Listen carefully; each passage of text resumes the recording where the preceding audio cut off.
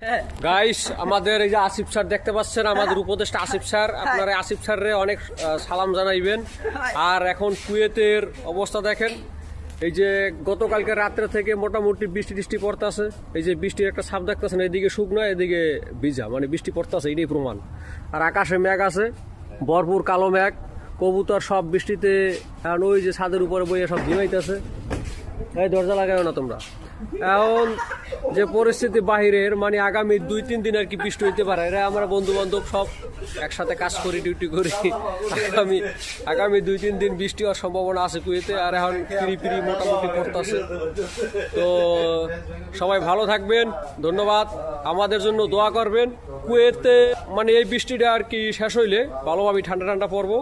আর এখন যে অবস্থা, মানে বৃষ্টি তো পড়তেছে কিন্তু গরম লাগতেছে অনেক, মানে একটা ভাপা গরম যেটাকে বলে।